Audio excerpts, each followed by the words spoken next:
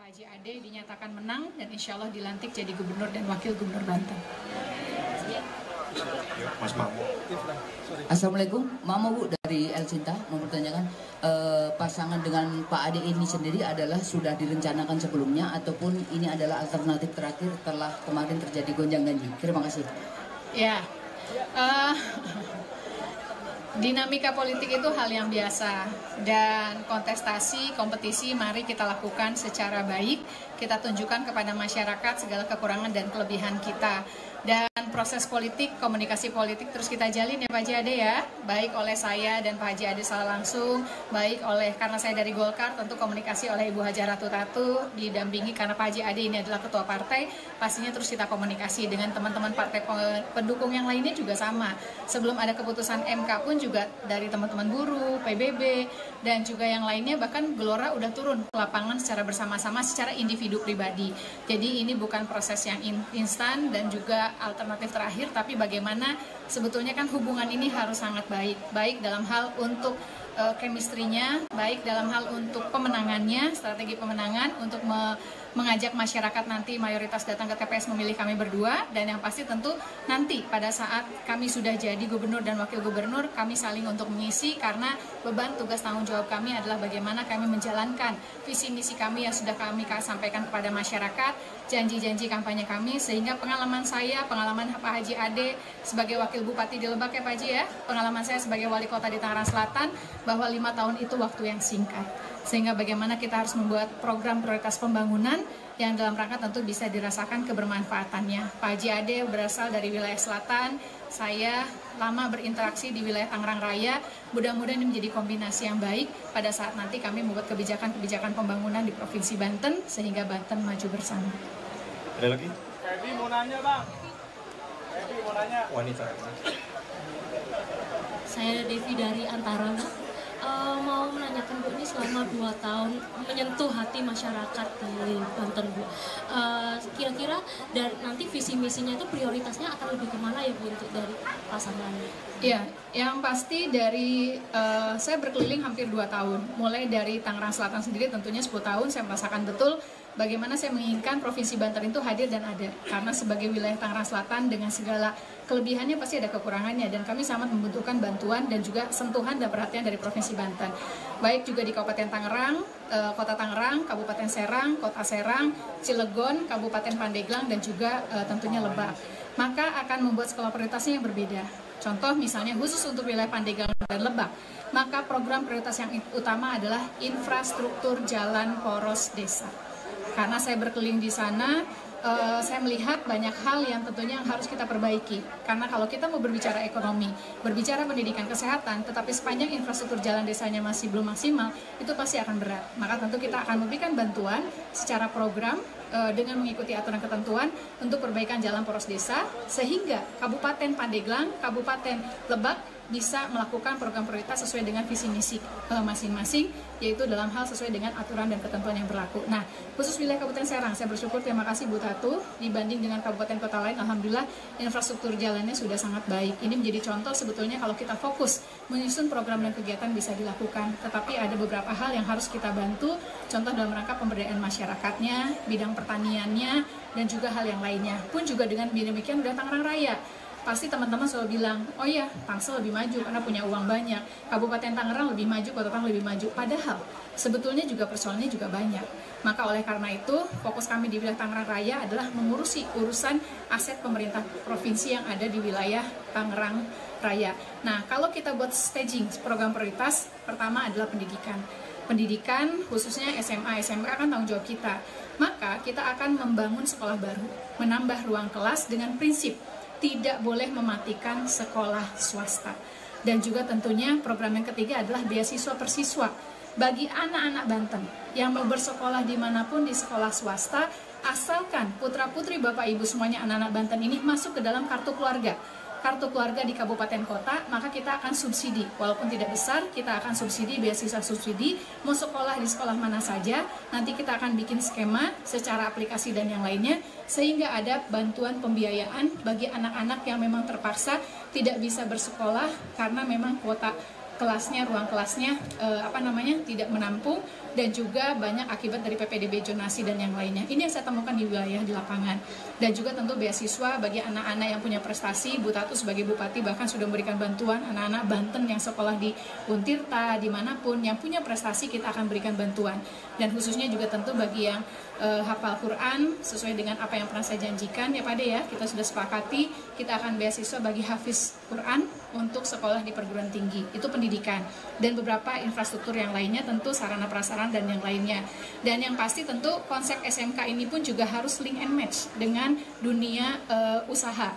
Karena salah satu yang menyebabkan angka pengangguran tinggi di Banten setelah kami pelajari bersama berdasarkan data, ini akibat dari sekolah kejuruan yang tidak sesuai dengan apa yang dibutuhkan lapangan kerja.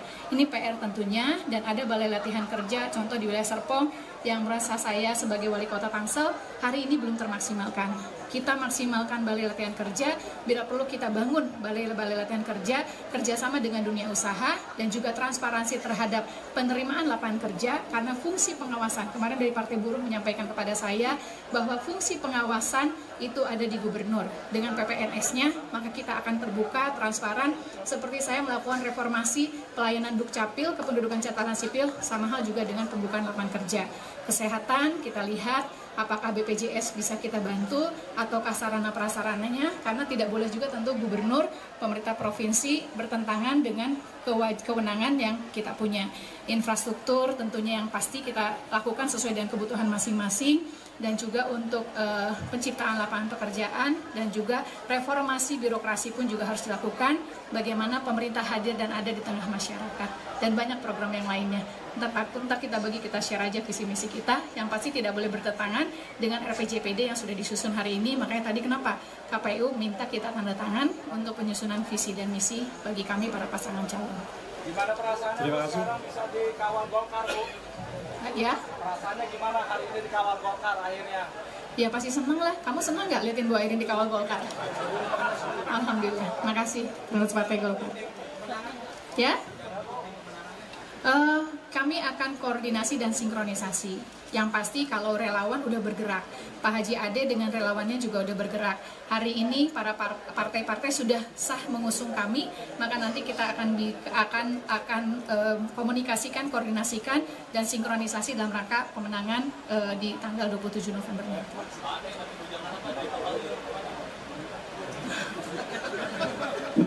Ismet Ekis Bantan.com, Bu, mohon izin. Bu, perihal menyongsong visi Indonesia Emas, komitmen dari Ibu sebagai Cagup dan Pak Ade sebagai Cawagup apa? Karena tadi Ibu sampaikan bahwa Ibu akan fokus di bidang infrastruktur, sementara dalam menyongsong visi Indonesia Emas tentunya pendidikan ini harus menjadi porsi atau nomor utama, karena bicaranya pemberdayaan. Saya rela, bukan infrastruktur yang utama. Yang prioritas pendidikan, kesehatan, infrastruktur, penciptaan lapangan kerja, dan yang lainnya kita sesuaikan dengan kebutuhan. Karena bisa kita lihat, kalau ada pernah datang nggak ke daerah Lebak dan Pandeglang, di situ ada sekolah SMA bahkan kosong. PR saya adalah bagaimana mendorong agar anak-anak tidak putus sekolah, agar anak-anak bersemangat, orang tuanya bersemangat untuk bisa masuk sekolah. Bahkan ada yang satu hal menarik saat saya kunjungan di satu desa. Kenapa nggak mau sekolah? Habis nggak ada uang jajan. Nah, ini menjadi perhatian penting bagaimana program Pak Prabowo dengan program makan siang gratisnya. Maka nanti saya terpikirkan bagaimana kita punya kantin yang sehat, bagaimana kita pemberdayaan terhadap para pelaku UKM UMKM, sehingga program Pak Prabowo dan Mas Gibran dengan program makan siang gratisnya ini bisa menjadi salah satu solusi. Gak ada lagi orang tua yang nggak mau menyekolahkan anaknya karena nggak punya uang jajan. Dan juga bagaimana mendekatkan sekolah SMA SMK. Kayak di Malimping menurut saya masih kurang ya Pak ya. Maka kita harus tambahkan. Di kota Tangerang Selatan, ini kan persoalan PPDB menjadi masalah. Tentu yang tadi saya sampaikan, membangun sekolah baru, menambah ruang kelas, tetapi tidak boleh mematikan sekolah swasta. Karena pendidikan tidak menjadi tanggung jawab pemerintah, tapi juga keterlibatan swasta, juga sekolah swasta. Makanya yang konsep ketiga, beasiswa per siswa bagi anak-anak yang memang tidak bisa sekolah di sekolah negeri, maka kita subsidi kepada anaknya. Jadi anaknya sekolah di mana, kita subsidi berdasarkan standar biaya operasional yang kita berikan dari pemerintah Provinsi Banten. Gitu ya. Ada lagi? Teman-teman ada lagi? Ya cukup ya? Terima kasih. Cukup. Terakhir kos. Assalamualaikum warahmatullahi wabarakatuh. Bu, izin memperkenalkan diri, saya Angkos Kosasi dari Tribun Banten. Bu, untuk mewujudkan visi misi ibu tadi kan butuh anggaran yang cukup besar. Sementara tahun depan Pemprov Banten terancam kehilangan pendapatan sebesar 3 triliun karena option pajak itu, Bu. Nah, strategi Ibu gimana untuk membangun visi misi itu dengan anggaran yang kebagi-bagi di daerah, Bu? Ya, saya sudah mempelajari dari APBD sekitar 12 triliun lebih, PAD-nya kurang lebih 8 triliun lebih. Bahkan ternyata dari 8 triliun lebih itu dana bagi hasil dibagikan kepada 4 kabupaten kota. Apalagi dengan regulasi yang baru, maka untuk pajak itu ada tambahan berapa persen itu dikasihkan ke kabupaten kota sehingga ada loss potensi pendapatan. Nah, kemarin saya sempat berdiskusi dengan teman-teman semuanya, dengan tim saya, Pak Ade dan yang lainnya, dan juga dari teman-teman yang ada fraksi Partai Golkar di DPRD Provinsi Banten, dan saya mencoba mempelajari, maka salah satunya adalah bagaimana kita melakukan inovasi terhadap potensi pendapatan. Nah, salah satunya adalah kemarin kita lihat ada zero carbon, ada karbon yang kita bisa, sebetulnya kita punya mangrove, kita punya hutan bakau. Nah, itu sebetulnya ke depan akan ada potensi pendapatan yang kita bekerja sama dengan BPLHD dan juga maupun juga B2B untuk potensi pendapatan. Setelah saya hitung, ini juga bisa dimaksimalkan untuk karbon ini dan juga untuk laut biru dan yang lainnya, itu sekitar di atas 350 miliar. Itu masih kasaran, ini baru asumsi, tetapi banyak hal-hal yang harus kita lakukan inovasinya. Contoh misalnya pajak kendaraan bermotor, bagaimana apakah hari ini Samsat sudah bekerja secara maksimal, atau dari pendapatan yang untuk pajak permukaan air tanah. Permukaan air tanah, kalau bawah tanah kan di kabupaten kota, tapi kalau air permukaan itu ada di Provinsi Banten. Kita punya Waduk Karian, kita punya Waduk Sindang Heula. Maka kita bisa kerjasama dengan teman-teman kabupaten kota PDAM-nya, karena saya lihat pada saat turun di 1.400 desa, banyak juga yang masyarakat masih keterbutuhan terhadap sarana air bersih. Jadi bagaimana kabupaten kota bisa memenuhi tugas kewajibannya untuk memenuhi sarana air bersih, maka kita pun juga dengan kewenangan yang kita punya terhadap pajak air permukaan, kita bisa maksimalkan untuk ada celah fiskal dan rangka potensi pendapatan. Juga banyak di yang lainnya, gitu. Dan makanya kenapa membangun di Banten harus membuat skala prioritas, nggak bisa semuanya. Makanya kenapa selama ini saya turun ke lapangan, memastikan kebutuhan yang paling penting di masyarakat itu apa, karena 5 tahun waktu yang singkat, sehingga tidak banyak janji yang kita lakukan, tapi yang pasti pendidikan, kesehatan, infrastruktur, penciptaan lapangan pekerjaan, dan mengurangi angka kemiskinan, dan bagaimana kegiatan sosial yang harus kita lakukan agar kami hadir dan ada, dan terutama bagi saya perempuan adalah pemberdayaan perempuan dan ibu dan anak dan yang lainnya. Terima kasih teman-teman. Akhir, oke, terima kasih. Semoga teman-teman direkam kan ya. Mohon maaf saya ngomongnya kecepatan.